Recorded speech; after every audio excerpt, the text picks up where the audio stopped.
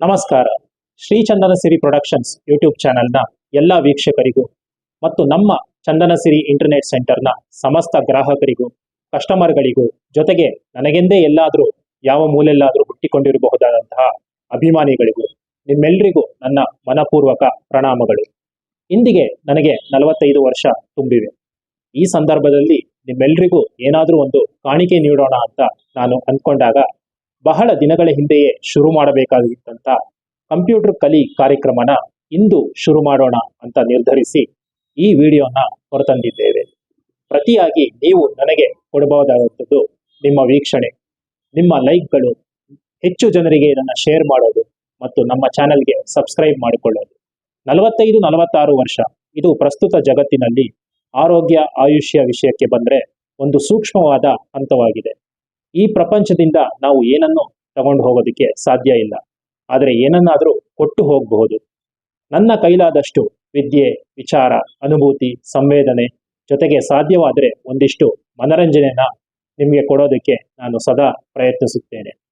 ದೇವರು ಎಲ್ರಿಗೂ ಒಳ್ಳೇದು ಮಾಡಲಿ. ವಂದನೆಗಳು.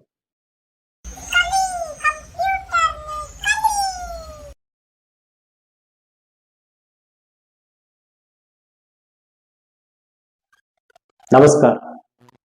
ಕಂಪ್ಯೂಟರ್ ಕಲಿ ಮೊದಲು ಈ ಹೆಸರನ್ನ ಏನಕ್ಕೆ, ಈ ಒಂದು ಕಾರ್ಯಕ್ರಮಕ್ಕೆ, ಈ ಒಂದು ಕೋರ್ಸ್ಗೆ ಈ ತರ ಒಂದು ಹೆಸರನ್ನ ಏನಕ್ಕೆ ಇಟ್ಟಿದ್ದೀವಿ ಅನ್ನೋದನ್ನ ನೋಡೋಣ. ಈಗ ಕನ್ನಡದಲ್ಲಿ ಏನಂತಾರಪ್ಪ ಕಂಪ್ಯೂಟರ್ಗೆ, ಪ್ಯೂರ್ ಕನ್ನಡ ಅಂತ ಗೌರ್ಮೆಂಟ್ ಅವರು ಗಣಕಯಂತ್ರ ಅಂತ ಹೇಳ್ತಾರೆ. ಈ ಗಣಕಯಂತ್ರ, ಕಂಪ್ಯೂಟರ್ಗೆ ಗಣಕಯಂತ್ರ ಅಂತ ಹೇಳ್ತಾರೆ. ಬಟ್ ಗಣಕಯಂತ್ರ ಅನ್ನೋದು ಎಷ್ಟು ಜನಕ್ಕೆ ಗೊತ್ತು? ಕಂಪ್ಯೂಟರ್ ಅನ್ನೋದು ಎಷ್ಟು ಜನ ಗೊತ್ತು? ಗಣಕಯಂತ್ರ ನನಗನ್ಸಿದಾಗ ಒಂದು 75% ಜನ ಗೊತ್ತಿರಲ್ಲ ಗಣಕಯಂತ್ರ ಅಂತ. ಅದೇ ಕಂಪ್ಯೂಟರ್ ಅಂದ್ರೆ ಅವಿದ್ಯಾವಂತರಿಗೂ ಗೊತ್ತಾಗತ್ತೆ ಕಂಪ್ಯೂಟರ್ ಅಂದ್ರೆ ಏನು ಅಂತ. ಸೊ ಈ ಹೆಸರನ್ನು ಇಟ್ಕೊಳ್ಳೋಣ, ಕಂಪ್ಯೂಟರ್ ಅನ್ನೋದು ಇಟ್ಕೊಳ್ಳೋಣ. ತುಂಬಾ ನಾವು ಕನ್ನಡ ಸ್ವಾಭಿಮಾನ, ಆಕ್ಚುಲಿ ಕನ್ನಡ ಹೆಸರೇ ಅಲ್ಲ, ಸಂಸ್ಕೃತದಿಂದ ಬಂದಿರೋ ಹೆಸರು. ಗಣಕಯಂತ್ರ ಅಂತ ಕರೆಯೋದು ಬೇಡ, ಕಂಪ್ಯೂಟರ್ನೇ ತಗೊಳ್ಳೋಣ, ಇಂಗ್ಲಿಷೇ ತಗೊಳ್ಳೋಣ. ಆಯ್ತಾ? ನೆಕ್ಸ್ಟ್ ಕಲಿ ಅಂತ ಇದ್ದೀನಿ. ಇದು ಪ್ಯೂರ್ ಕನ್ನಡ ವರ್ಡ್, ಸಂಸ್ಕೃತನೂ ಅಲ್ಲ. ಕಲಿ ಅನ್ನೋದು ಕನ್ನಡ ವರ್ಡ್. ಸೊ ಈ ಕಾಂಬಿನೇಷನ್, ಇಂಗ್ಲಿಷ್ ಕನ್ನಡ ಕಾಂಬಿನೇಷನ್ ಅಲ್ಲಿ ಮೊದಲೆಲ್ಲ ನಾವು ಹಿಂದಿನ ಕಾಲದಲ್ಲಿ ಹೇಗೆ ಸಂಸ್ಕೃತನ ನಮ್ಮ ಭಾಷೆಗೆ ಅಳವಡಿಸ್ಕೊಂಡು ನಾವು ಬೆಳೆದ್ವು, ಅದೇ ರೀತಿ ನಾವು ಈಗ ಏನಿದೆ ಪರಿಸ್ಥಿತಿ, ಇಂಗ್ಲಿಷ್ ನ ಉಪಯೋಗಿಸ್ಕೊಂಡು ನಮ್ಮ ಭಾಷೆನ ಬೆಳೆಸ್ಕೊಂಡು ಹೋಗೋಣ. ಜಾಸ್ತಿ ಮಡಿವಂತಿಕೆ ಬೇಡ. ಅದಕ್ಕೆ ನಾನು ಕಂಪ್ಯೂಟರ್ ಕಲಿ ಅಂತ ಇಟ್ಟಿರೋದು. ಅದೇ ರೀತಿ ಇನ್ನೂ ಬೇಡಪ್ಪ ಈಗೆಲ್ಲ ಇಂಗ್ಲಿಷ್ ಅನ್ನೇ ಇರೋದು ಅಂತ ಅಂದ್ಬಿಟ್ಟು ನಾನೇನಾದ್ರು ಕಂಪ್ಯೂಟರ್ ಲರ್ನಿಂಗ್ ಕೋರ್ಸ್ ಅಂತ ಏನಾದ್ರು ಇಟ್ರೆ, ಹೆಸರಿಟ್ರೆ, ಅದು ಜನಗಳಿಗೆ ಇದಾಗುತ್ತೆ. ಇದು ನಮ್ಮ ರೀಚ್ಗೆ ಏನೋ ತುಂಬಾ ಹೈಫೈ, ಇದು ಇಂಗ್ಲಿಷ್ ಅವ್ರಿಗೆ ಗೊತ್ತಾಗೋದು ಅಂತ ಮತ್ತೆ ಜನಗಳಿಗೆ ತೊಂದರೆ ಆಗುತ್ತೆ. ಇದ್ಯಾವುದು ಬೇಡ. ನಾವು ಸಿಂಪಲ್ ಆಗಿ ಕಂಪ್ಯೂಟರ್ ಕಲಿ ಅಂತ ಇಟ್ಟಿರೋದಕ್ಕೆ ಕಾರಣ ಇದೇನೆ. ಸಾಮಾನ್ಯ ಕನ್ನಡಿಗರಿಗೆ ಒಂದು ಇಂಟ್ರೆಸ್ಟ್ ಬರಬೇಕು, ಕಂಪ್ಯೂಟರ್ನ ಕಲಿಬೇಕು ಅಂತ. ಅದಕ್ಕೋಸ್ಕರನೇ ನಾವು ಈ ಒಂದು ಪ್ರೋಗ್ರಾಮ್ಗೆ ಕಂಪ್ಯೂಟರ್ ಕಲಿ ಅಂತ ಹೆಸರಿಟ್ಟಿರೋದು. ಈಗ ಈ ಕಂಪ್ಯೂಟರ್ನ ಕಲ್ತ್ಕೊಳ್ಳೋದಕ್ಕೆ ಎಲ್ರೂ ಫಾಲೋ ಮಾಡಬೇಕಾಗಿರೋ 3 ಇಂಪಾರ್ಟೆಂಟ್ ಪಾಯಿಂಟ್ಸ್ ನಾನು ಹೇಳ್ತೀನಿ. ಮೊದಲನೇ ಪಾಯಿಂಟ್ ನಾನು ಇಂಗ್ಲಿಷ್ ಅಲ್ಲೇ ಬರೀತೀನಿ, ಬಟ್ ಕನ್ನಡದಲ್ಲಿ ಎಕ್ಸ್ಪ್ಲೇನ್ ಮಾಡ್ತೀನಿ. ಮೊದಲನೇ ಪಾಯಿಂಟ್, ನಿಮಗೆ ಕಂಪ್ಯೂಟರ್ ಕಲಿಯೋದಕ್ಕೆ ಒಂದು ಇಂಟೆನ್ಷನ್ ಬೇಕು. ಇಂಟೆನ್ಷನ್ ಅಂದ್ರೆ ಏನು? ಒಂದು ಗುರಿ, ಒಂದು ಉದ್ದೇಶ, ಏನಕ್ಕೋಸ್ಕರ ನಾವು ಕಂಪ್ಯೂಟರ್ನ ಕಲಿತೀವಿ ಅನ್ನೋ ಒಂದು ಇಂಟೆನ್ಷನ್ ಬೇಕಾಗುತ್ತೆ. ಇಲ್ಲದೆ ಇದ್ರೆ ನಾವು ಯಾವುದೇ ಒಂದು ವಿಷಯದ ಬಗ್ಗೆ ಕಲ್ತ್ಕೊಳ್ಳೋದಕ್ಕೆ ಆಗೋದಿಲ್ಲ. ಒಂದು ಇಂಟೆನ್ಷನ್ ಬೇಕು. ಆ ಇಂಟೆನ್ಷನ್ ಇದ್ಮೇಲೆ ಆ ಇಂಟೆನ್ಷನ್ಗೆ ನೀವು ಒಂದು ಇಂಟ್ರೆಸ್ಟ್ ನ ಬೆಳೆಸ್ಕೊಳ್ಬೇಕು.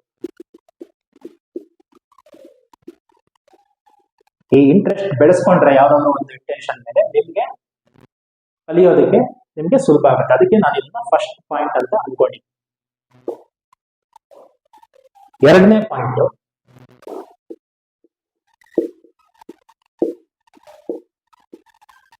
ಪ್ರಾಕ್ಟೀಸ್. ಯಾವುದೇ ಒಂದು ನಾವು ವಿಷಯನ ಕಲ್ತ್ಕೊಬೇಕಂದ್ರೆ ನೀವು ಅದನ್ನ ಎಷ್ಟು ಪ್ರಾಕ್ಟೀಸ್ ಮಾಡ್ತೀರೋ ಅಷ್ಟು ಒಳ್ಳೇದು. ಎಲ್ಲರೂ ಹೇಳ್ತಾರೆ ಯಾವುದೇ ವಿಷಯದ ಬಗ್ಗೆ ನಿಮ್ ಜ್ಞಾನ ಬೆಳೆಸ್ಕೊಳ್ಬೇಕು ಅಂತಂದ್ರೆ ನೀವೇನೇ ಒಂದು ಓದ್ಬೋದು, ಎಷ್ಟೇ ಅದ್ರ ಬಗ್ಗೆ ಮಾಡ್ಬೋದು, ತಿಳ್ಕೊಬಹುದು. ಬಟ್ ಅದನ್ನ ಪ್ರಾಕ್ಟಿಕಲ್ ಆಗಿ ನೀವು ಪ್ರಾಕ್ಟೀಸ್ ಮಾಡಿದ್ರೇನೆ ಆ ಒಂದು ಒಂದು ವಿಷಯನ ನೀವು ಕರೆಕ್ಟ್ ಆಗಿ ಕಲ್ತ್ಕೊಳ್ಳೋದಕ್ಕಾಗುತ್ತೆ. ಆದ್ರೆ ಆ ಪ್ರಾಕ್ಟೀಸ್ ಮಾಡುವಾಗ ನಿಮ್ಗೆ ಇದಿರ್ಬೇಕು, ಏನಿದು ಪೇಷನ್ಸ್, ತಾಳ್ಮೆ ಇರಬೇಕು. ತಾಳ್ಮೆ ಇಲ್ಲದೆ ಯಾವುದು ಪ್ರಾಕ್ಟೀಸ್ ಮಾಡೋಕ್ಕಾಗಲ್ಲ. ಒಂದ್ 15 ನಿಮಿಷ 30 ನಿಮಿಷ ಒನ್ ಅವರ್ ಎಲ್ರಿಗೂ ಸುಸ್ತಾಗತ್ತೆ, ಬೇಜಾರಾಗುತ್ತೆ, ದೇಹಕ್ಕೂ ಸುಸ್ತಾಗುತ್ತೆ, ಮನ್ಸಿಗೂ ಸಾಕು ಅಂತ ಅನ್ಸುತ್ತೆ. ಬಟ್ ಯಾವುದು ನಮ್ಗೆ ಅದನ್ನ ಮತ್ತೆ ಪ್ರಾಕ್ಟೀಸ್ ಕಡೆಗೆ ಹೋಗೋದು ಮಾಡೋದು ಪೇಷನ್ಸ್. ನಿಮ್ಗೆ ತಾಳ್ಮೆ ಇದೆ, ಈ ಇಂಟೆನ್ಷನ್ ಏನಿದೆ ನಿಮ್ಗೆ, ಈ ಇಂಟೆನ್ಷನ್ ನಿಮ್ಗೆ ಈಡೇರ್ಬೇಕು ಅಂದ್ರೆ ನೀವೇನ್ ಮಾಡ್ಬೇಕು, ಪ್ರಾಕ್ಟೀಸ್ ಮಾಡ್ತಾನೆ ಇರ್ಬೇಕು. ಅದು ಪ್ರಾಕ್ಟೀಸ್ ಮಾಡೋದಕ್ಕೆ ನಿಮ್ಗೆ ಪೇಷನ್ಸ್ ಇರ್ಬೇಕು. ಇಂಟ್ರೆಸ್ಟ್ ನ ಯಾವತ್ತೂ ಕಳ್ಕೊಂಬಾರ್ದು. ಇವು 4 ಯಾವ ತರ ಲಿಂಕ್ ಆಗಿದೆ ಅಂತ ನಿಮ್ಗೆ ಅರ್ಥ ಆಯ್ತಲ್ಲ. ಈಗ ನೆಕ್ಸ್ಟ್ ಅದೇ ತರ 3ನೇ ಪಾಯಿಂಟ್,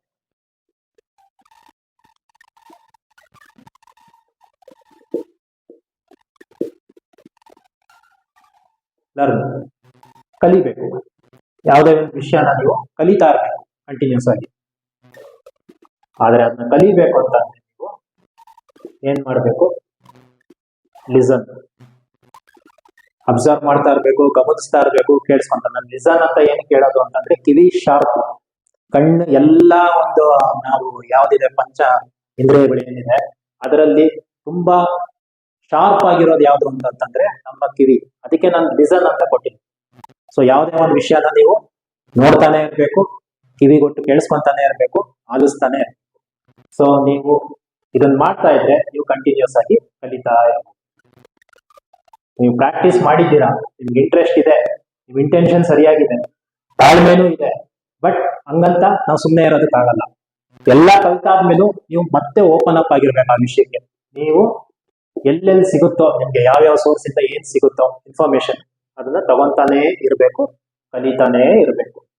ಸೊ ಈ 3 ಪಾಯಿಂಟ್ಗಳನ್ನ ನೀವು ಮನಸ್ಸಲ್ಲಿ ಇಟ್ಕೊಂಡು ನೀವು ಕಂಪ್ಯೂಟರ್ ಕಲ್ತ್ಕೊಂಡ್ರೆ ಖಂಡಿತವಾಗ್ಲೂ ಕಲ್ತ್ಕೊಬಹುದು. ಏನಿದೆ IPL ಅಂದ್ರೆ ಕ್ರಿಕೆಟ್ IPL ಅಲ್ಲ. ಇಲ್ಲಿ ನಾನೇನೋ ಒಂದು ರ್ಯಾಂಡಮ್ ಆಗಿ ಏನೋ ಒಂದು ಬರ್ದಿದ್ಕೆ ಈ ತರ IIPPLL ಅಂತ IPL ಇದೊಂದು ಪಾಯಿಂಟ್ ತರ ಇಟ್ಕೊಂಡು ನಿಮ್ಗೆ ಏನೋ ಒಂದು ಇಂಟ್ರೆಸ್ಟ್ ಬರ್ಲಿ ಅಂತ ನಾನೇನೋ ಒಂದು ಈ ತರ ಒಂದು ಫಾರ್ಮುಲೇಟ್ ಮಾಡಿದ್ದೀನಿ. ಇದನ್ನ ಮನಸ್ಸಲ್ಲಿ ಇಟ್ಕೊಂಡು ಕಲೀರಿ, ಖಂಡಿತವಾಗ್ಲೂ ಕಲಿಬಹುದು. ಈಗ ಮತ್ತೆ ಆ 3 ಪಾಯಿಂಟ್ಗಳನ್ನ ಇನ್ನೊಂದ್ಸಲ ನೋಡೋಣ.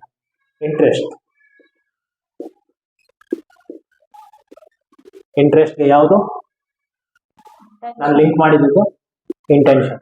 ಇದನ್ನ ಇವಾಗ ಬ್ರಾಕೆಟ್ ಅಲ್ಲಿ ಹಾಕೋಣ. ಇದು ಕ್ರಿಯೆ, ಇದು ಒಳಗಡೆ ಇರೋ ಅಂಶ. ನಮ್ಗೆ ಇಂಟೆನ್ಷನ್ ಇರಬೇಕು, ಅದಕ್ಕೋಸ್ಕರ ನಾವು ಇಂಟ್ರೆಸ್ಟ್ ಬೆಳೆಸ್ಕೊಬೇಕು. ಸೊ ಯಾರಿಗೆ ಇವಾಗ ಕಂಪ್ಯೂಟರ್ ಕಲಿಬೇಕು ಅನ್ನೋ ಒಂದು ದರ್ದು ಅಂತಾನೆ ಅನ್ಕೊಳ್ಳೋಣ. ಅದು ಎಲ್ಲಿವರೆಗೂ ನಮ್ಗೆ ದರ್ದು ಅಂತ ಅನ್ಸ್ತಾ ಇರುತ್ತೋ ಅಲ್ಲಿವರೆಗೂ ಅದನ್ನ ನಾವು ಕಲಿಯೋದಕ್ಕಾಗಲ್ಲ. ಅದು ಯಾವಾಗ ನಮ್ಗೆ ಸುಲಭ ಆಗತ್ತೆ ಅಂತಂದ್ರೆ ಇದು ನಮಗ್ ಬೇಕು, ಇದನ್ನ ನಾನು ಕಲಿಬೇಕು, ನನ್ನ ಇಂಟೆನ್ಷನ್ ಯಾವ ತರ ಇರಬೇಕು ಅಂತಂದ್ರೆ ಇದು ನನ್ನದಾಗ್ಬೇಕು, ಆ ಒಂದು ಜ್ಞಾನ ನನ್ನದಾಗ್ಬೇಕು. ಆ ಲೆವೆಲ್ಗೆ ನೀವು ಇಂಟ್ರೆಸ್ಟ್ ಬೆಳೆಸ್ಕೊಬೇಕು. ಸೊ ಯಾರ್ಯಾರು ಬೇಕಾಗುತ್ತೆ ಇವಾಗ? ಸ್ಟೂಡೆಂಟ್ಸ್ ಬೇಕು. ಯಾರ್ಯಾರು ಬೇಕು ನೀವು ಹೇಳಿ? ಸ್ಟೂಡೆಂಟ್ಸ್ ಬೇಕು, ಕಂಪ್ಯೂಟರ್ ಕಲ್ತ್ಕೊಬೇಕು ಸ್ಟೂಡೆಂಟ್ಸ್. ಅವ್ರಷ್ಟೇ ಸಾಕಾ? ನೆಕ್ಸ್ಟ್ ಯಾರಿಗೆ ಬೇಕಾಗುತ್ತೆ? ಎಂಪ್ಲಾಯೀಸ್, ಕೆಲ್ಸಕ್ಕೆ ಹೋಗೋರಿಗೆ ಅವಶ್ಯಕತೆ ಇದೆಯೋ ಇಲ್ವೋ? ಎಂಪ್ಲಾಯೀಸ್ಗೆ ಇದೆ. ಸ್ಟೂಡೆಂಟ್ಸ್ ಬೇಕು, ಎಂಪ್ಲಾಯೀಸ್ ಬೇಕು. ಇನ್ಯಾರಿಗೆ ಬೇಕು? ಮನೇಲಿರೋರಿಗೆ ಬೇಡವಾ? ಹೌಸ್ ವೈಫ್ಗಳಿಗೆ ಬೇಡವಾ? ಪಾರ್ಟ್ ಟೈಮ್ ಕೆಲಸ ಮಾಡೋದಕ್ಕಿರ್ಬೋದು, ಅಥವಾ ಇನ್ನೇನಾದ್ರು ಬೇಜಾರಿಗೆ ಏನೋ ಒಂದು ನನಗೂ ಒಂದು ನಾಲೆಡ್ಜ್ ಇರಬೇಕು. ಎಲ್ರಿಗೂ ಇರುತ್ತಲ್ವಾ, ನನಗೆ ಇಂಗ್ಲಿಷ್ ಗೊತ್ತಿರಬೇಕು, ನಾನು ಒಂದು ಡಿಗ್ರಿ ಆದ್ರೂ ಮಾಡಿರ್ಬೇಕು, ಅದೇ ರೀತಿ ಒಂದು ನಾನು ಕಂಪ್ಯೂಟರ್ನು ಕಲ್ತಿರ್ಬೇಕು. ಈ ತರ ಇರುತ್ತೆ. ಇನ್ಯಾರಿಗಿರ್ಬೋದು? ರಿಟೈರ್ ಆಗಿರೋರಿಗೆ ಅವ್ರಿಗೆ ಬೇಡವಾ ಕಂಪ್ಯೂಟರ್? ಬೇಕು ಅಲ್ವಾ? ಅವ್ರಿಗೂ ಏನೋ ಒಂದು ಇದಿರುತ್ತಲ್ವಾ, ಏನೋ ಒಂದು ಮಾಡೋದಕ್ಕೆ ಕಂಪ್ಯೂಟರ್ ಅವ್ರಿಗೂ ಗೊತ್ತಿರ್ಬೇಕು ಅನ್ನೋ ಒಂದು ಇಂಟ್ರೆಸ್ಟ್. ಹೌದು, ಇವ್ರಿಗೆಲ್ಲ ಇಂಟ್ರೆಸ್ಟ್ ಇರ್ಬೇಕು. ಇನ್ನು ಆತರ ಯಾರು ಫಾರ್ಮರ್ಸ್, ಅವ್ರಿಗೆ ಬೇಡವಾ ಕಂಪ್ಯೂಟರ್? ಅವ್ರು ಯಾಕೆ ಹಿಂದೆ ಉಳಿಬೇಕು? ಅವ್ರು ಯಾಕೆ ಯಾರ್ದೋ ಕೈ ಕೆಳಗೆ ಕೆಲಸ ಮಾಡ್ತಾ ಇರ್ಬೇಕು ಉದ್ದಕ್ಕೂ ಸಾಯೋವರೆಗೂ? ಆಕ್ಚುಲಿ ನಂಬರ್ 1 ಇದು ನಮ್ಮ ದೇಶದ ನಂಬರ್ 1 ಆಕ್ಯುಪೇಷನ್. ಇದರಿಂದಾನೇ ನಮ್ಗೆ ಸಿವಿಲೈಸೇಷನ್, ನಾಗರಿಕತೆ ಬಂದಿರೋದೇ ಇದರಿಂದ, ಅಗ್ರಿಕಲ್ಚರ್ ಇಂದ. ಅದಕ್ ಮುಂಚೆ ಏನಾಗಿದ್ರು ಜನ? ಹಂಟರ್ಸ್, ಕಾಡು ಮನುಷ್ಯರಾಗಿದ್ರು. ನಾಗರಿಕತೆ ಬಂದಿದ್ದೆ ಫಾರ್ಮರ್ಸ್ ಇಂದ. ಅವರು number 1 first first occupation is agriculture. ಹೆಮ್ಮೆಯಿಂದ ನಾವು ಹೇಳ್ಕೊಬೇಕು, ನಮ್ಮ ದೇಶದ ಮೊದಲನೇ ಆಕ್ಯುಪೇಷನ್ ಅಗ್ರಿಕಲ್ಚರ್. ಅವ್ರಿಗೆ ಕಂಪ್ಯೂಟರ್ ಗೊತ್ತಿಲ್ದಿದ್ರೆ ಇನ್ಯಾರು ಅವ್ರಿಗೆ ಗೊತ್ತಾಗ್ಬೇಕು. ಫಸ್ಟ್ ಕಂಪ್ಯೂಟರ್ ಅವ್ರು ಕಲ್ತ್ಕೊಳ್ಳೇಬೇಕು, ಹಿಂದೆ ಉಳಿಬಾರ್ದು, ಮುಂಚೂಣಿಗೆ ಬರ್ಬೇಕು. ಹೀಗೆ ಎಲ್ರಿಗೂ, ಕಾರ್ಮಿಕರು ಇರ್ಬೋದು, ಯಾರೇ ಆಗಿರ್ಬೋದು, ಇವರೆಲ್ರಿಗೂ ಕಂಪ್ಯೂಟರ್ ಅವಶ್ಯಕತೆ ಇದೆ. ಅವ್ರಿಗೆಲ್ರಿಗೂ ಈ ಒಂದು ಇಂಟೆನ್ಷನ್ ಇರಬೇಕು, ನಾನು ಕಲಿತೀನಿ ಕಂಪ್ಯೂಟರ್ ಅನ್ನೋ ಒಂದು ಇಂಟೆನ್ಷನ್ ಇರಬೇಕು. ಅವ್ರಿಗೆ ಇಂಟ್ರೆಸ್ಟ್ ಬೆಳೆಸ್ಕೊಳ್ಳೇಬೇಕು. ಈ ಒಂದು ಇದರಿಂದ ಹಿಂದೆ ಬೀಳಬಾರ್ದು. ಇಂಗ್ಲಿಷನ್ನು ಅದೇ ರೀತಿ ಕಲ್ತ್ಕೋಬೇಕು. ಬಟ್ ನಾನು ಕಂಪ್ಯೂಟರ್ನ ಫೋಕಸ್ ಮಾಡ್ತಾ ಇದ್ದೀನಿ. ಇನ್ಯಾರಾದ್ರೂ ಇದೇ ತರ ಇಂಗ್ಲಿಷ್ನ ಕಲ್ಸೋದಕ್ಕೆ ಇಂಟ್ರೆಸ್ಟ್ ತೋರಿಸ್ಬೋದು, ಇಂಗ್ಲಿಷ್ನ ಕಲಿಸ್ಬೇಕು ಕನ್ನಡದ ಮೂಲಕ. ನಾನು ಕನ್ನಡದ ಮೂಲಕ ಕಂಪ್ಯೂಟರ್ನ ಕಲ್ಸೋದಕ್ಕೆ ಒಂದು ಹೆಜ್ಜೆ ಇಟ್ಟಿದ್ದೀನಿ. ಇದು ಈ ಮೊದಲನೇ ಪಾಯಿಂಟ್ ಎಲಾಬ್ರೇಟ್ ಮಾಡಿ ನಾನು ಹೇಳಿದೆ. ನೆಕ್ಸ್ಟ್ ಏನ್ ಹೇಳಿದೆ ನಾನು, ಪ್ರಾಕ್ಟೀಸ್ ಮಾಡಬೇಕು. ಪ್ರಾಕ್ಟೀಸ್ ಮಾಡಬೇಕು ಅಂತಂದ್ರೆ ಏನೇನ್ ಪ್ರಾಕ್ಟೀಸ್ ಮಾಡಬೇಕು ಕಂಪ್ಯೂಟರ್ ಅಲ್ಲಿ ಏನ್ ಪ್ರಾಕ್ಟೀಸ್ ಮಾಡಬಹುದು? ಒಂದು,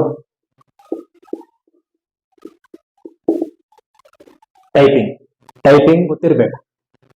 ಟೈಪಿಂಗ್ ಮೂಲಕನೇ ನಾವು ಕಂಪ್ಯೂಟರ್ ಕಲಿಯೋದಕ್ಕಾಗೋದು. ಟೈಪಿಂಗ್ ಗೊತ್ತಿರಬೇಕು. ನೆಕ್ಸ್ಟ್, ಮೌಸ್ ಆಪರೇಟ್ ಮಾಡೋದು. ಇವೆರಡು ಬೇಸಿಕ್ ಆಗಿ ಗೊತ್ತಿರಬೇಕು. ನಿಮ್ಗೆ ಗೊತ್ತಿರ್ಬೇಕಲ್ಲ, ಕಂಪ್ಯೂಟರ್ ಯೂಸ್ ಮಾಡೋರು ಏನ್ ಮಾಡ್ತಾರೆ, ಒಂದು ಕೀಬೋರ್ಡ್ ಇಟ್ಕೊಂಡಿರ್ತಾರೆ, ಅದರಲ್ಲಿ ಏನಾದ್ರು ಟೈಪ್ ಮಾಡ್ತಾರೆ. ಒಂದು ಮೌಸ್ ಇಟ್ಕೊಂಡಿರ್ತಾರೆ, ಮೌಸ್ ನ ಮೂವ್ ಮಾಡ್ತಾರೆ, ಬಟನ್ಗಳನ್ನ ಪ್ರೆಸ್ ಮಾಡ್ತಾರೆ, ಅಲ್ಲಿ ಏನೋ ಚೇಂಜ್ ಆಗುತ್ತೆ ಮಾನಿಟರ್.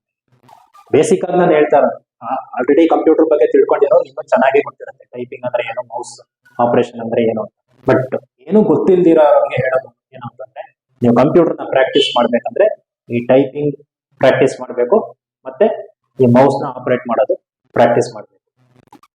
ಸೊ ಇದನ್ನ ನಾನು ಯಾವ ತರ ಪ್ರಾಕ್ಟೀಸ್ ಮಾಡೋದು ಅಂತ ನಾನು ನೆಕ್ಸ್ಟ್ ಮುಂದಿನ ಸಂಚಿಕೆಗಳಲ್ಲಿ, ಎಪಿಸೋಡ್ಗಳಲ್ಲಿ ಹೇಳ್ತೀನಿ. ಯಾವ ತರ ಪ್ರಾಕ್ಟೀಸ್ ಮಾಡಬೇಕು, ನೀವು ಎಷ್ಟು ಪ್ರಾಕ್ಟೀಸ್ ಮಾಡಬೇಕು, ಮತ್ತೆ ಇದನ್ನ ಪ್ರಾಕ್ಟೀಸ್ ಮಾಡೋದು ಹೇಗೆ, ಟೈಪಿಂಗ್ ಪ್ರಾಕ್ಟೀಸ್ ಮಾಡೋದು ಹೇಗೆ, ಮೌಸ್ ಆಪರೇಷನ್ ಪ್ರಾಕ್ಟೀಸ್ ಮಾಡೋದು ಹೇಗೆ ಅನ್ನೋದನ್ನ ನಾನು ನೆಕ್ಸ್ಟ್ ಎಪಿಸೋಡ್ ಅಲ್ಲಿ ಹೇಳ್ತೀನಿ. ಸೊ ಇದನ್ನ ಪ್ರಾಕ್ಟೀಸ್ ಮಾಡುವಾಗ ನಿಮ್ಗೆ ಏನಿರ್ಬೇಕು ಹೇಳಿದ್ದೆ, ನಾನು ಏನ್ ಹೇಳಿದೆ, ಪೇಷನ್ಸ್ ಇರಬೇಕು. ಸಾಕಪ್ಪ, 1/4 ಗಂಟೆ ಮಾಡಿದ್ದೀನಿ ಸಾಕು, ಅರ್ಧ ಗಂಟೆ ಮಾಡಿದ್ದೀನಿ ಸಾಕು, ತುಂಬಾ ಪ್ರಾಕ್ಟೀಸ್ ಮಾಡ್ಬಿಟ್ಟಿದ್ದೀನಿ ಸಾಕು, ಆ ತರ ಅಲ್ಲ. ನಿಮ್ಗೆ ಎಲ್ಲಿವರೆಗೂ ಇಂಟ್ರೆಸ್ಟ್ ಇದೆಯೋ, ಎಲ್ಲಿವರೆಗೂ ನಿಮ್ ಇಂಟೆನ್ಷನ್ ಈಡೇರಬೇಕು, ಅಲ್ಲಿವರೆಗೂ ನೀವು ಪ್ರಾಕ್ಟೀಸ್ ಮಾಡೋದಕ್ಕೆ ನಿಮ್ಗೆ ಎಲ್ಲಾ ತರ ಪೇಷನ್ಸ್ ಇರಬೇಕು. ಪ್ರಾಕ್ಟೀಸ್ ಮಾಡಿದಷ್ಟು ಒಳ್ಳೇದು. ನೀವೆಷ್ಟು ಪ್ರಾಕ್ಟೀಸ್ ಮಾಡ್ತಿರೋ, 3 ತಿಂಗಳು, 6 ತಿಂಗಳು, 1 ವರ್ಷ, ಈ ತರ ನೀವೆಷ್ಟು ಪ್ರಾಕ್ಟೀಸ್ ಮಾಡ್ತಿರೋ ಕಂಪ್ಯೂಟರ್ ಬಗ್ಗೆ, ಅಷ್ಟು ನಿಮ್ಗೆ ನಾಲೆಡ್ಜ್ ಬರುತ್ತೆ, ನಿಮ್ದು ಸ್ಕಿಲ್ಸ್ ಇಂಪ್ರೂವ್ ಆಗುತ್ತೆ. ಸೊ ಪ್ರಾಕ್ಟೀಸ್ ಮಾಡೋದಕ್ಕೆ ಚೌಕಾಸಿ ಬೇಡ. ಅದಕ್ಕೆ ಅಂತ ಸ್ವಲ್ಪ ಟೈಮ್ ಡೆಡಿಕೇಟ್ ಮಾಡಿ, ತುಂಬಾ ಪ್ರೆಷರು ಹಾಕೋಬೇಡಿ. ನಿಮ್ಗೆ ನ್ಯಾಚುರಲ್ ಆಗಿ ಅನಿಸೋ ಅಷ್ಟು, ನಿಮ್ಗೆ ಎಷ್ಟು ಆಸಕ್ತಿ ಇದೆಯೋ, ಎಷ್ಟಿದೆಯೋ ಅಲ್ಲಿವರೆಗೂ ನೀವು ಪ್ರಾಕ್ಟೀಸ್ ಮಾಡೋದಕ್ಕೆ ನಿಮ್ಮ ಮನಸ್ಸನ್ನ ಓಪನ್ ಆಗಿ ಇಟ್ಕೊಳ್ಳಿ. 3ನೇ ಪಾಯಿಂಟ್ ಇನ್ನೊಂದ್ಸಲ ನೋಡೋಣ. ಏನ್ ಹೇಳಿದೆ ನಾನು, ಕಲಿಬೇಕು ಅಂದ್ರೆ ಈಗ ಸ್ವಲ್ಪ ಹೊರಗಡೆ ಕಂಪ್ಯೂಟರ್ ಓಕೆ, ಬಟ್ ಕಂಪ್ಯೂಟರ್ಗೆ ಪೂರಕವಾಗಿ ಏನೇನಿದೆ ಕಂಪ್ಯೂಟರ್ ಕಲಿಬೇಕಾದ್ರೆ ಎಲ್ಲ ಆಲ್ಮೋಸ್ಟ್ ಇಂಗ್ಲಿಷ್ ಅಲ್ಲೇ ಇರೋದು. ನಾನು ತುಂಬಾ ಇಂಗ್ಲಿಷ್ ಯೂಸ್ ಮಾಡ್ತಾ ಇದ್ದೀನಲ್ವಾ, ಅನಿಸ್ತಾ ಇಲ್ವಾ ನಿಮ್ಗೆ? ನಾನು ಹೇಳ್ಕೊಡ್ತಾ ಇರೋದು ಕನ್ನಡದವ್ರಿಗೆ, ಬಟ್ ತುಂಬಾ ಇಂಗ್ಲಿಷ್ ಯೂಸ್ ಮಾಡ್ತಾ ಇದ್ದೀನಿ ಅಂತ ಅನಿಸ್ತಾ ಇದೆ ನಿಮ್ಗೆ. ಒಂದ್ ಕಡೆ ಅನಿಸ್ತಾ ಇದೆ, ಬಟ್ ಇನ್ನೊಂದ್ ಕಡೆ ನಿಮ್ಗೆ ಏನಾದ್ರು ಕಷ್ಟ ಆಗ್ತಾ ಇದೆಯಾ ಫಾಲೋ ಮಾಡೋದಕ್ಕೆ? ಇವೆಲ್ಲ ಬೇಕು. ಇಂಗ್ಲಿಷ್ ಇಲ್ದಿರ ನೀವು ಕಂಪ್ಯೂಟರ್ ಕಲಿಯೋದಕ್ಕೆ ಸಾಧ್ಯ ಇಲ್ಲ. ಇದನ್ನ ಕನ್ನಡ ತರ ಮಾಡೋದಕ್ಕಾಗಲ್ಲ. ಕನ್ನಡ ತರ ಮಾಡ್ಬೇಕು ಅಂತಂದ್ರೆ ನಾವು ಹಿಂದೆ ಹೋಗ್ಬಿಟ್ಟು ಒಂದು 18ನೇ ಶತಮಾನಕ್ಕೂ ಎಲ್ಲೋ ವಾಪಸ್ ಹೋಗ್ಬಿಟ್ಟು ಎಲ್ಲ ಕನ್ನಡದಲ್ಲಿ ಸ್ಟಾರ್ಟ್ ಮಾಡ್ಬೇಕಾಗುತ್ತೆ. ಆಗಲ್ಲ. ಈಗ ಏನಿದೆಯೋ ಪರಿಸ್ಥಿತಿ ಇಂಗ್ಲಿಷ್ ಅಲ್ಲಿ ಇದೆ, ಅದು ಇಂಗ್ಲಿಷ್ ಮೂಲಕನೇ ಕಲಿಬೇಕು. ನಮಗೆ ಯಾವ ತರ ಬೇಕು ಕನ್ನಡದನ್ನ ಬಳಸ್ಕೊಂಡು, ಇಂಗ್ಲಿಷ್ ಅನ್ನ ಹೊರೆ ತರ ಮಾಡ್ಕೊಳ್ತೀರಾ, ಅದನ್ನ ನಮ್ಗೆ ಯಾವ ತರ ಬೇಕು ಅಂತ ಉಪಯೋಗಿಸ್ಕೊಂಡು ಇಂಗ್ಲಿಷ್ ಅನ್ನು ಬಳಸ್ಕೊಂಡು ನಾವು ಕಂಪ್ಯೂಟರ್ನ ಕಲಿಬೇಕು, ಕನ್ನಡದ ಮೂಲಕನೇ ಕಲಿಬೇಕು. ಸೊ ಇಂಗ್ಲಿಷ್ ನಿಮ್ಗೆ ಗೊತ್ತಾಗ್ಬೇಕು. ಈ ಇಂಗ್ಲಿಷ್ ಅನ್ನೋದು ತುಂಬಾ ಇಂಪಾರ್ಟೆಂಟ್. ಸೊ ಇಂಗ್ಲಿಷ್ ನ ನೀವು ಯಾವ ತರ ಕಲ್ತ್ಕೊಂತೀರಾ, ಏನೇನ್ ಮಾಡ್ಬೋದು ನೀವು ಇಂಗ್ಲಿಷ್ ಕಲ್ತ್ಕೊಬೇಕು ಅಂತಂದ್ರೆ? ನ್ಯೂಸ್ ಪೇಪರ್ ಓದ್ಬೋದಾ? ದಿನ ಒಂದು ಅಟ್ಲೀಸ್ಟ್ ಒಂದು 30 ನಿಮಿಷ ನ್ಯೂಸ್ ಪೇಪರ್ ಓದಿ. ಇಂಗ್ಲಿಷ್ ನ್ಯೂಸ್ ಪೇಪರ್ ತರಿಸ್ಕೊಳ್ಳಿ. ಆಗಲ್ವಾ, ಕಷ್ಟ ಆಗುತ್ತಾ ಮನೇಲಿ ತರಿಸ್ಕೊಳ್ಳೋದು?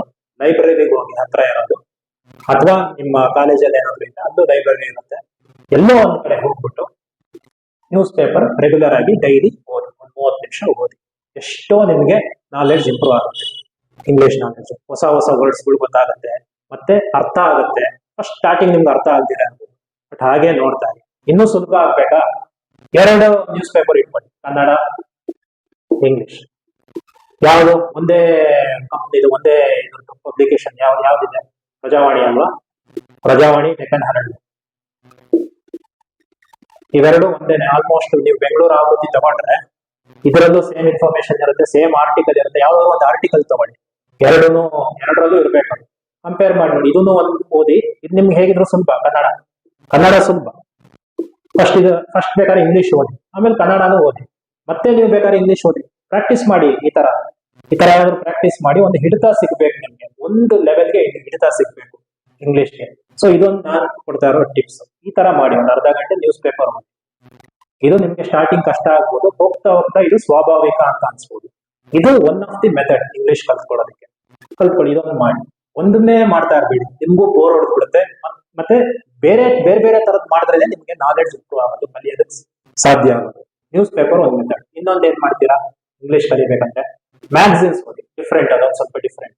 ಇಂಗ್ಲಿಷ್ ಮ್ಯಾಗಝಿನ್ಸ್ ಓದಿ. ಅಲ್ಲಿ ಸ್ವಲ್ಪ ಬೇರೆ ತರನೇ ಇರುತ್ತೆ. ಇನ್ನೊಂದು ಸ್ವಲ್ಪ ಎಂಟರ್ಟೈನಿಂಗ್ ಆಗಿರುತ್ತೆ, ಬೇರೆ ವಿಷಯನೇ ಇರುತ್ತೆ, ಅದರಲ್ಲಿ ಇಂಟ್ರೆಸ್ಟಿಂಗ್ ಆಗಿರುತ್ತೆ. ಆ ತರದ್ದು ಒಂದು ಸ್ವಲ್ಪ ಅದನ್ನೊಂದು ಯಾವಾಗಾದ್ರೂ ವಾರಕ್ಕೆ ಒಂದ್ಸಲ, ತಿಂಗಳಿಗೆ ಒಂದ್ಸಲ ಯಾವ್ದೋ ಒಂದು ಮ್ಯಾಗಝಿನ್ ಅಲ್ಲಿ ಯಾವ್ದೋ ಒಂದು ಕಂಪ್ಲೀಟ್ ಒಂದು 2-3 ಪೇಜ್ ಆರ್ಟಿಕಲ್ ಇದ್ರೆ ಅದನ್ನ ಕಂಪ್ಲೀಟ್ ಆಗಿ ಓದಿ. ನಿಮ್ ಬೇರೆನೆ ರೀತಿಯಲ್ಲಿ ಇಂಗ್ಲಿಷ್ ನ ಕಲಿಯೋದಕ್ಕೆ ಆಗುತ್ತೆ. ಇನ್ನೇನ್ ಮಾಡ್ಬೋದು ನೀವು ಇಂಗ್ಲಿಷ್ ಕಲಿಯೋದಕ್ಕೆ? ಆಯ್ತು, ಬರೀ ಓದೋದೇ ಬೇಡ, ನೆಕ್ಸ್ಟ್ ಬೇರೆ ಏನಾದ್ರು ಮಾಡಿ.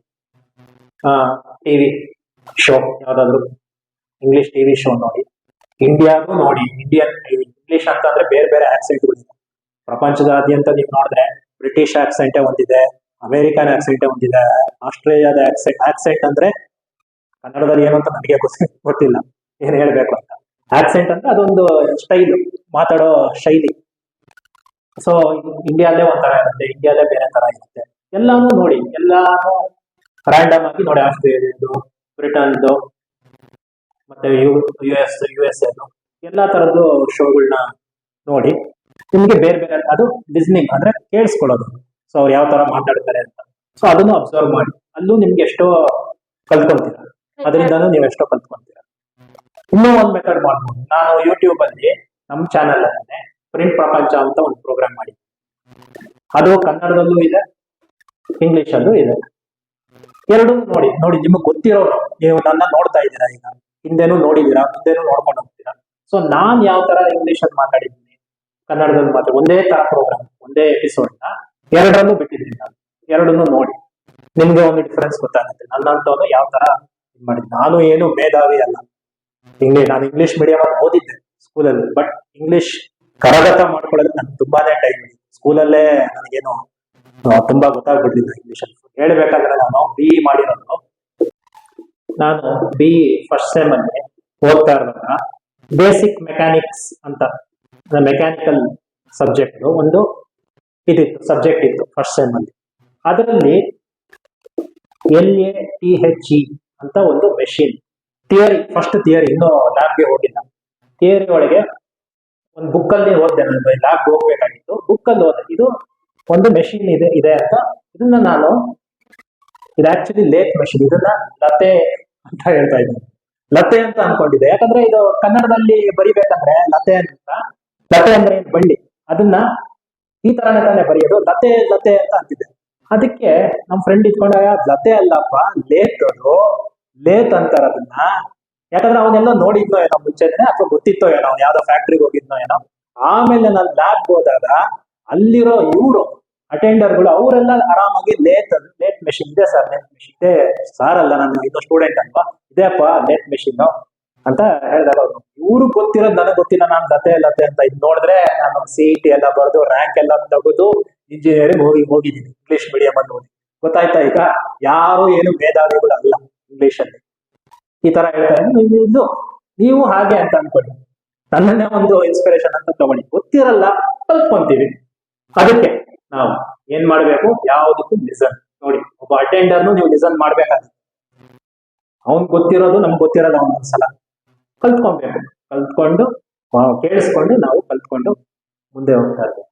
ಸೊ ಹೀಗೆ ನೀವು ಇದನ್ನ ಇಂಗ್ಲಿಷ್, ನಾನು ಏನ್ ಹೇಳ್ತಾ ಇದ್ದೀನಿ, ಇಂಗ್ಲಿಷ್ ಇಂಪಾರ್ಟೆಂಟ್ ಅಂತ ಹೇಳ್ತಿದ್ದಲ್ಲ ಕಂಪ್ಯೂಟರ್ ಕಲಿಯೋದಕ್ಕೆ. ಈ ತರ ಎಲ್ಲ ನೀವು ಮಾಡ್ಬೋದು, ಬೇರೆ ರೀತಿಲಿ ಇಂಗ್ಲಿಷ್ನ ಕಲಿತು ನೀವು ಇಂಗ್ಲಿಷ್ ಭಾಷೆ ಬಗ್ಗೆ ಒಂದು ಹೋಲ್ಡ್ ನಿಮಗೆ ಬರಬೇಕು. ಹೀಗೆ ಇಂಗ್ಲಿಷ್ ನ ನೀವು ಬೇರೆ ಬೇರೆ ರೀತಿ ಮೂವೀಸು ನೋಡ್ಬೋದು ನೀವು ಇಂಗ್ಲಿಷ್. ಸೊ ಇಂಗ್ಲಿಷ್ ಅನ್ನೋದು ಒಂದು ಭಾಗ, ಮುಖ್ಯವಾದ ಭಾಗ ಅನ್ನೋದನ್ನ ಎಕ್ಸ್ಪ್ಲೇನ್ ಮಾಡೋದು ನಾನು ಇಷ್ಟೆಲ್ಲ ಹೇಳಿ. ಇಂಗ್ಲಿಷ್ ಕಲ್ತ್ಕೋಬಹುದು, ಮತ್ತೆ ಕಂಪ್ಯೂಟರ್ಗೆ ಸಂಬಂಧಪಟ್ಟಿದ್ದು ವಿಷಯಗಳು ನೀವು ಕಲ್ತ್ಕೊಬಹುದು. ಸೊ ಯಾವಾಗ್ಲೂ ನೀವು ಏನಾದ್ರೂ ಒಂದು ಕಂಟಿನ್ಯೂಸ್ ಆಗಿ ಕಲಿತಾ ಇದ್ದು ಪ್ರಾಕ್ಟೀಸ್ ಮಾಡೋದ್ರ ಹೊರತಾಗಿ ಇದನ್ನ ನಾನು ಮೂರನೇ ಒಂದು ಸ್ಟೆಪ್ ಅಂತ ಹೇಳ್ತಾರೆ. Listen, learn. ಕಲಿತಾ ಇರ್ಬೇಕು ಏನಾದ್ರು ಅನ್ನೋದನ್ನ ಎಕ್ಸ್ಪ್ಲೇನ್ ಮಾಡೋದಕ್ಕೆ ನಾನು ಇದನ್ನ ಹೇಳ್ತಾ ಇರೋದು. ಸೊ ಕಂಪ್ಯೂಟರ್ ಬಗ್ಗೆ ನೀವು ಕಂಟಿನ್ಯೂಸ್ ಆಗಿ ತಿಳ್ಕೊಂತಾ ಇರ್ಬೇಕಾಗುತ್ತೆ. ಈಗ ನೀವು ಒಂದು ಕಾಂಪಿಟೇಟಿವ್ ಎಕ್ಸಾಮ್ ಹೋದ್ರೆ ಅಥವಾ ಗೌರ್ಮೆಂಟ್ ಕೆಲಸಕ್ಕೆ ಸೇರ್ಬೇಕು ಅಂತಂದ್ರೆ ಅವ್ರು ಏನ್ ಮಾಡ್ತಾರೆ, ನಿಮ್ಗೊಂದು ಕಂಪ್ಯೂಟರ್ ಲಿಟ್ರಸಿ ಟೆಸ್ಟ್ ಅಂತ ಮಾಡ್ತಾರೆ. ಗೌರ್ಮೆಂಟ್ ಕೆಲಸದ ಈ ಲಿಟ್ರಸಿ ಟೆಸ್ಟ್ ನ ಪಾಸ್ ಮಾಡ್ಬೇಕಾಗುತ್ತೆ. ಬಟ್ ಇಲ್ಲಿ ಏನು ಅಂತಂದ್ರೆ ನಿಮ್ಗೆ ಇದ್ಯಾವುದು ಅವರು ನಿಮ್ಗೆ ಎಷ್ಟು ಕಲ್ತಿದ್ದೀರಾ, ಎಷ್ಟು ಪ್ರಾಕ್ಟೀಸ್ ಮಾಡಿದ್ದೀರಾ ಇವೆಲ್ಲ ಕೌಂಟ್ ಆಗಲ್ಲ. ಬಟ್ ಅಲ್ಲಿ ಬೇಕಾಗಿರೋದು ನಿಮ್ಗೆ ಏನ್ ಕೇಳ್ತಾರ, ನಿಮ್ಗೆ ಏನಾದ್ರು ಒಂದು ಕ್ವಶನ್ಸ್ ಇರುತ್ತೆ, ಮಲ್ಟಿಪಲ್ ಚಾಯ್ಸ್ ಕ್ವಶನ್ಸ್ ಇರುತ್ತೆ. ಬಿಟ್ ಅಂದ್ರೆ ಏನು, ಒಂದ್ ಬೈಟ್ ಅಲ್ಲಿ ಎಷ್ಟು ಬಿಟ್ ಇದೆ ನೋಡಿ, ಇದೆಲ್ಲ ನೀವು ಕಂಪ್ಯೂಟರ್ ಅಲ್ಲೇ ಬರೋದು. ಬಟ್ ಇವೆಲ್ಲ ಏನು ಥಿಯರಿ. ಒಂದ್ ಬೈಟ್ ಅಲ್ಲಿ 8 ಬಿಟ್ಸ್ ಇದೆ. ನಾನು ಏಕಾಏಕಿ ನಾನು ಇದನ್ನೆಲ್ಲ ಎಕ್ಸ್ಪ್ಲೇನ್ ಮಾಡ್ಕೊಂಡು ಹೋದ್ರೆ ನಿಮ್ಗೆ ಯಾವ್ದಪ್ಪ ಇದೆಲ್ಲ ಏನಕ್ಕೆ ಬೇಕು ನಮ್ಗೆ ಅಂತ ಅನ್ಸುತ್ತೆ. ಬಟ್ ಇದನ್ನ ಹೇಳ್ತೀನಿ ನಾನು, ಇದು ಏನಕ್ಕೆ ಬಿಟ್ಟು ಬೈಟ್ ಅಂತಂದ್ರೆ ಈ ಕಂಪ್ಯೂಟರ್ಗೆ ಹೇಳ್ಬೇಕಂದ್ರೆ ಅದೊಂದು ಸಿಂಪಲ್ ಲ್ಯಾಂಗ್ವೇಜ್ ನ ಫಾಲೋ ಮಾಡುತ್ತೆ. 0 ಅಥವಾ 1 ಇಷ್ಟೇ ಅದು ಗೊತ್ತಿರೋದು, ಇವೆರಡೇ ಗೊತ್ತಿರೋದು. A to Z ಗೊತ್ತಿಲ್ಲ, ಸ್ಪೆಷಲ್ ಕ್ಯಾರೆಕ್ಟರ್ಸ್ ಗೊತ್ತಿಲ್ಲ, ಏನು ಗೊತ್ತಿಲ್ಲ. ಅದು ಗೊತ್ತಿರೋದೇ ಈ ಬೈನರಿ ಸಿಸ್ಟಮ್ 0 1 ಅಂದ್ರೆ ಇದೆ ಇಲ್ಲ, ಇಲ್ಲ ಇದೆ, ಇಷ್ಟೇ ಅದು ಗೊತ್ತಿರೋದು. ಈ ಒಂದು ಆರ್ಡರ್ ಅಲ್ಲೇನೆ ಹೋಗ್ತಾ ಇರುತ್ತೆ, ಈ ತರ ಆರ್ಡರ್ ಅಲ್ಲೇನೆ ಅದು ಹೋಗ್ತಾ ಇರುತ್ತೆ ಇನ್ಫಾರ್ಮೇಶನ್ ಅದ್ರೊಳಗೆ. ಇದನ್ನೇ ಪ್ರೋಸೆಸ್ ಮಾಡ್ತಾ ಇರುತ್ತೆ, ಇದನ್ನೇ ಜೀರ್ಣ ಮಾಡ್ಕೊಂಡು ನಮ್ಗೆ ಔಟ್ಪುಟ್ ಕೊಡ್ತಾ ಇರುತ್ತೆ. ಈ ತರನೇ ಇನ್ಪುಟ್ ತಗೊಳ್ಳೋದು, ಈ ತರನೇ ಔಟ್ಪುಟ್ ಕೊಡೋದು. ಈಗ ನಾನು ಇವಾಗ ಒಂದು ಬೈಟ್ ಅಲ್ಲಿ ಎಷ್ಟು ಬಿಟ್ಸ್ ಇದೆ ಇದೊಂದು ಕ್ವಶನ್ ಇರುತ್ತೆ ನಿಮ್ಗೆ. ಈ ತರ ಕಂಪ್ಯೂಟರ್ ಲಿಟ್ರಸಿ ಟೆಸ್ಟ್ ಅಥವಾ ಕಾಂಪಿಟೇಟಿವ್ ಎಕ್ಸಾಮ್ ಅಲ್ಲಿ ಕಂಪ್ಯೂಟರ್ ರಿಲೇಟೆಡ್ ಸಬ್ಜೆಕ್ಟ್ ಅಲ್ಲಿ ಈ ತರನೇ ಒಂದು ಕ್ವಶನ್ ಇರುತ್ತೆ. ಒಂದ್ ಬೈಟ್ ಅಲ್ಲಿ ಎಷ್ಟು ಬಿಟ್ಸ್ ಇರುತ್ತೆ ಅಂದ್ರೆ 8 ಬಿಟ್ಸ್. ಅಂದ್ರೆ ಏನೋ ಒಂದು ಇನ್ಫಾರ್ಮೇಶನ್ ಹೋಗ್ಬೇಕಂದ್ರೆ ಒಂದು ಗ್ರೂಪ್ ಅಲ್ಲಿ ಹೋಗ್ಬೇಕಲ್ಲ, ಅದು ಒಂದು ಕಾಂಬಿನೇಷನ್ ಅಲ್ಲಿ.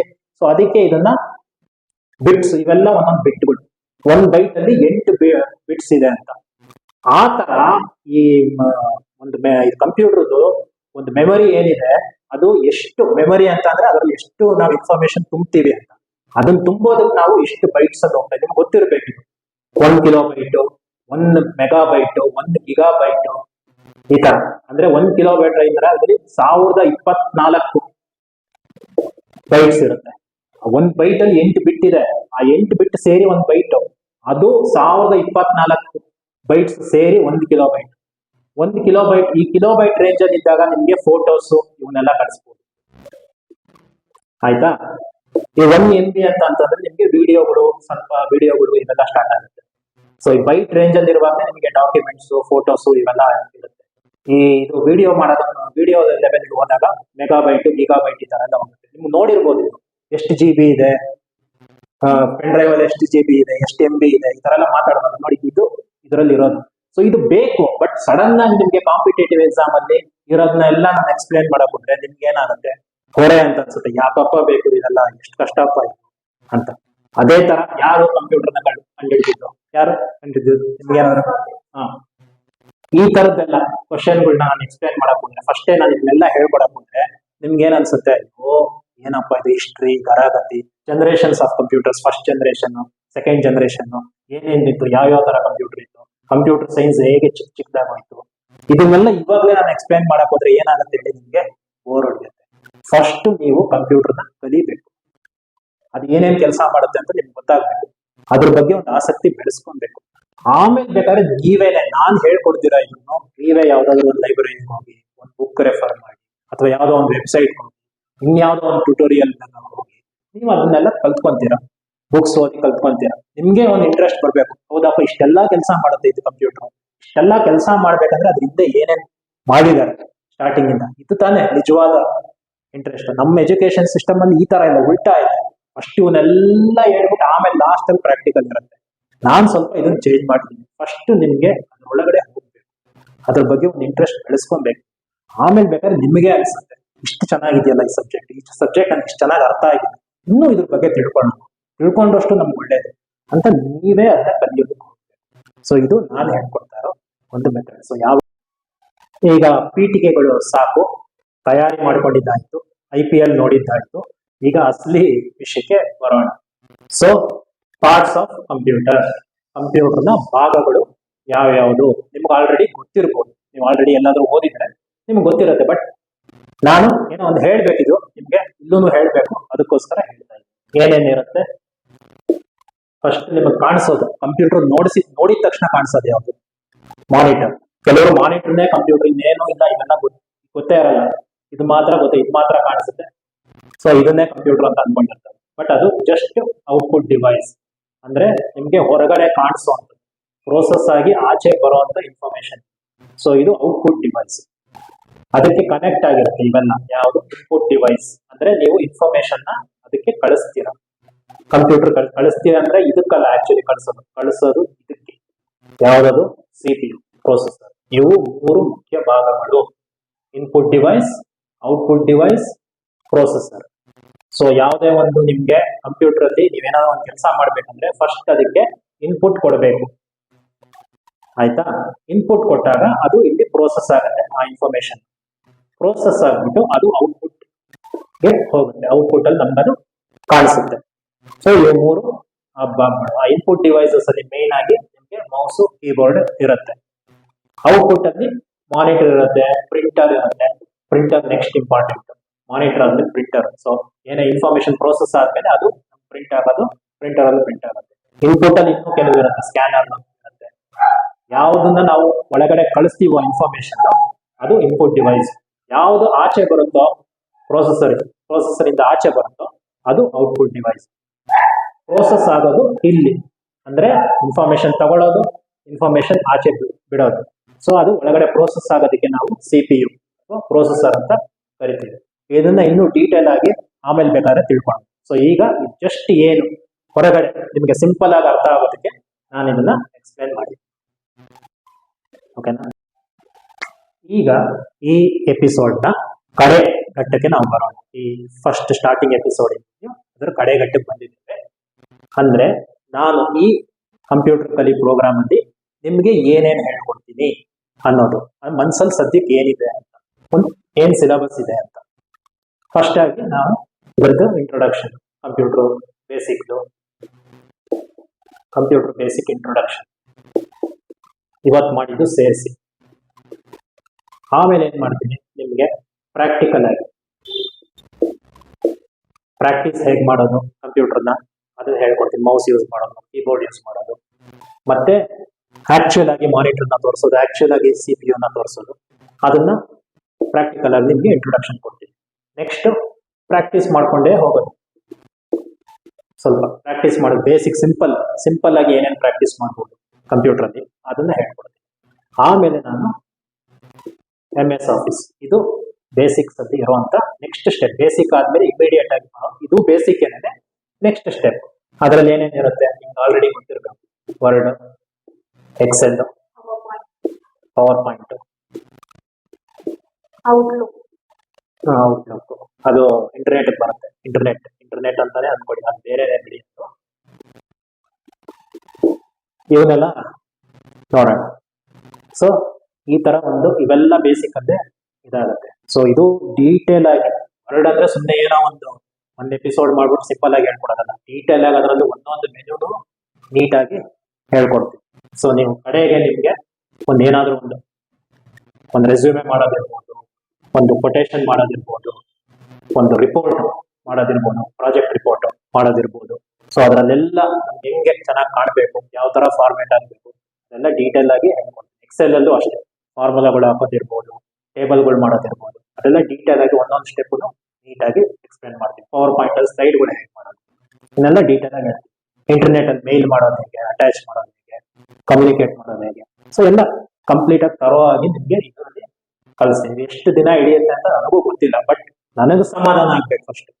ಆ ತರ ನಾನು ಒಂದೊಂದು ಎಪಿಸೋಡ್ ಅಲ್ಲೂ ಡೀಟೇಲ್ ಆಗಿ ನಿಮಗೆ ಎಷ್ಟು ಸಾಧ್ಯ ಆಗುತ್ತೋ, ಎಷ್ಟು ಎಪಿಸೋಡ್ ಮಾಡೋಕ್ಕಾಗುತ್ತೋ ಅಷ್ಟು ಮಾಡೋಣ. ಮುಖ್ಯ ನಿಮ್ಗೆ ಕರೆಕ್ಟ್ ಆಗಿ ಅರ್ಥ ಆಗ್ಬೇಕು. ಸೊ ಇದು ಇರುತ್ತೆ. ಇನ್ನು ನೆಕ್ಸ್ಟ್ ಎಪಿಸೋಡ್ ಅಲ್ಲಿ ನಾವು ಏನ್ ಮಾಡ್ತೀವಿ, ಏನ್ ಕಲ್ತ್ಕೊಳ್ಳೋಣ, ಇನ್ಪುಟ್ ಡಿವೈಸ್ ನೋಡೋಣ. ಕೀಬೋರ್ಡ್, ಮೌಸ್ ಇವನ್ನ ಹೇಗೆ ಬಳಸೋದು ಇಲ್ಲಿಂದ ಸ್ಟಾರ್ಟ್ ಮಾಡೋಣ. ಇವತ್ತು ನಿಮ್ಗೆ ಏನಾದ್ರು ಹೊರೆ ಅನಿಸ್ತಾ? ಇವತ್ತು ಕಲ್ತಿದ್ದು ಏನಾದ್ರು ಅನಿಸ್ತಾ ಇದೆಯಾ ನಿಮ್ಗೆ, ಅಥವಾ ಅರ್ಥ ಆಗ್ತಾ ಇದೆಯಾ? ಮೋಸ್ಟ್ಲಿ ಅರ್ಥ ಆಗ್ತಾ ಇದೆ ಅನ್ಸುತ್ತೆ. ಬಟ್ ನಿಮ್ಮ ಒಂದು ಅಭಿಪ್ರಾಯ ನಮಗೆ ಬೇಕು. ಕಮೆಂಟ್ಸ್ ಅಲ್ಲಿ ಹೇಳಿ, ಯಾವ ತರ ನಿಮ್ಗೆ ಏನಾದ್ರು ಕಷ್ಟ ಆಗ್ತಾ ಇದೆಯಾ ನಾನು ಹೇಳ್ಕೊಡ್ತಾರ ಮೆಥಡ್. ಯಾಕಂದ್ರೆ ಇದೇ ಫಸ್ಟ್ ಟೈಮ್ ನಾನು ಕ್ಯಾಮ್ರಾ ಮುಂದೆ ಬಂದು ಏನಾದ್ರು ಯಾರಿಗಾದ್ರು ಹೇಳ್ಕೊಡ್ತೀನಿ. ನಾನೇ ಟೀಚರ್ ಅಲ್ಲ, ಬಟ್ ನನಗೇನೋ ಗೊತ್ತು. ಒಂದು 15 ವರ್ಷದಿಂದ ನನಗೆ 15, 20, 25 ಕಾಲೇಜ್ ಟೈಮ್ ಇಂದ ತಗೊಂಡ್ರೆ ನನಗೆ 25 ವರ್ಷದ ಮೇಲೆ ಎಕ್ಸ್ಪೀರಿಯನ್ಸ್ ಇದೆ ಕಂಪ್ಯೂಟರ್ ಯೂಸ್ ಮಾಡಿ ಕೆಲಸ ಮಾಡಿ. ನನಗೆ ನಿಜವಾಗ್ಲೂ ಸೀರಿಯಸ್ ಆಗಿ 15 ವರ್ಷದ ಮೇಲೆನೆ ಎಕ್ಸ್ಪೀರಿಯನ್ಸ್ ಇದೆ. ಸೊ ನನ್ನ ಹತ್ರ ಇರೋ ಏನ್ ನಾಲೆಡ್ಜ್ ಇದೆ ಅದನ್ನು ನಿಮ್ಗೆ ಕಲ್ಸ್ಕೊಡ್ಬೇಕು. ನಾನು ನಿಮ್ಗೆ ಯಾವ ತರದಲ್ಲಿ ನನ್ನ ಸ್ಟೈಲಲ್ಲಿ ನಾನು ಹೇಗೆ ಕಲ್ಸಕ್ಕಾಗುತ್ತೋ ಆ ತರ ಕಲ್ಸೋದಕ್ಕೆ ನಾನು ಪ್ರಯತ್ನ ಮಾಡ್ತಾ ಇದ್ದೀನಿ. ಇದ್ರಲ್ಲಿ ನಿಮ್ಗೆ ಏನಾದ್ರು ಬೇರೆ ತರ ಇಂಪ್ರೂವ್ಮೆಂಟ್, ನಿಮ್ಗೆ ಬೇರೆ ತರ ಏನಾದ್ರು ಮಾಡ್ಬೇಕು, ಏನೋ ಒಂದು ಕಷ್ಟ ಆಗ್ತಾ ಇದೆ ನಿಮ್ಗೆ ನಾನು ಹೇಳ್ಕೊಡೋ ರೀತಿ ಅಂತಂದ್ರೆ ಈಗಲೇ ಹೇಳಿ. ಸ್ಟಾರ್ಟಿಂಗ್ ಅಲ್ಲೇ ಹೇಳಿದ್ರೆ ನಾನು ಅದನ್ನ ಮಾಡಿಫೈ ಮಾಡ್ಕೊಂಡು ಇನ್ನೂ ಇಂಪ್ರೂವ್ ಮಾಡ್ಕೊಂಡು ನಿಮ್ಗೆ ಎಷ್ಟು ಸುಲಭವಾಗಿ ಆಗುತ್ತೋ, ನಿಮ್ಗೆ ಎಷ್ಟರ ಮಟ್ಟಿಗೆ ಸುಲಭವಾಗಿ ಅರ್ಥ ಮಾಡ್ಸಕ್ಕಾಗುತ್ತೋ ಅಷ್ಟು ನಾನು ನನ್ನ ಶಕ್ತಿ ಮೀರಿ ಪ್ರಯತ್ನ ಮಾಡ್ತೀನಿ. ನಮಸ್ಕಾರ.